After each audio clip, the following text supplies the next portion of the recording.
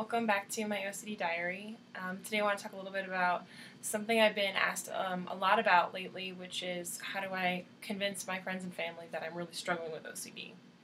That's a hard one, but I do have some tips for you. I definitely felt that when I was first trying to explain to people that I had OCD, and it can be really difficult. So first of all, to kind of explain why it is difficult, is there's a disconnect. So what happens is that if you don't have OCD, it can be really hard to know why the person just wouldn't stop doing what they're doing, or why they just can't feel better, why they can't snap out of it or get unstuck. We all know it's really not that simple.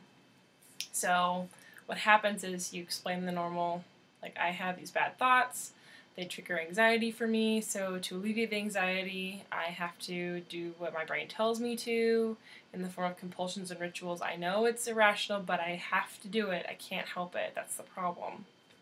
And then they say, well, why don't you just stop? And you're like, thanks, never thought of that one. So it's a disconnect for them because they don't really understand, because they can stop their thoughts. They don't know why you can't. That's why it's a disorder, because they have that ability to do something that you don't really have at this point in time. The other reason is that sometimes when you're telling somebody something that's hard and painful, they might feel, pain for you, and they feel bad, and they don't want you to suffer, so they go in a fix-it mode, and they're kind of just throwing solutions at you. Okay, well, just stop. Don't do that. Don't do this. No, you're going to be fine. They just want you to be better. So it is coming from a good place sometimes. Sometimes it really is just ignorance.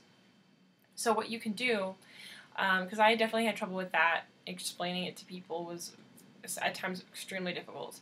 So the first thing is have some patience. It's going to take a little while sometimes for them to get their mind wrapped around the concept. Next would be try to explain it with a little detail, whatever you're comfortable with.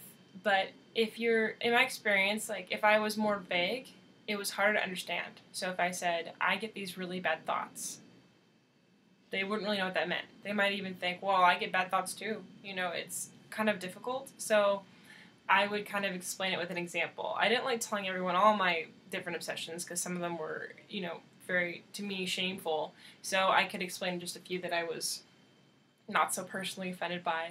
So I might say, I have bad thoughts, these obsessions that are about me running people over, and I go back on the freeway multiple times to check and make sure I didn't do that.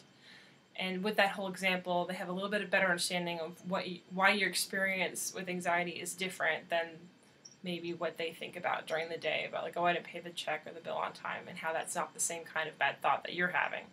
So being specific can definitely help. Thirdly, sometimes when you're just too close to somebody, they think they know you really well, and they may not see you as a credible source in explaining something, especially if they think they just know you. So sometimes it helps to have a third party explain things. So what I did was I was reading a book at the time called Tormenting Thoughts and Secret Rituals by Ian Osborne. And there's a section there for parents that tells them why it's not your fault, why it's not their fault, and scientifically, biologically, what's really happening, and that it is in fact a disorder. And since he is an MD, and it's in a book, it kind of helped them sort of understand it. And maybe just a different way of them hearing it was better than I could explain it. But it did actually help a lot.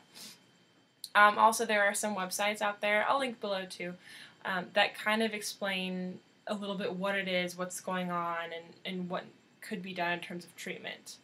So I would recommend trying those three things, because I know how frustrating it is when you want to get help, you're asking for help, and people just aren't giving you that validation, and it can really be painful. So hopefully some of these techniques will work for you.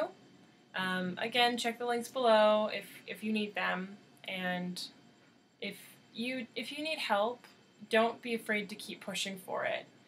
Don't quit on yourself. Just commit to not quitting and stay strong. It'll get better.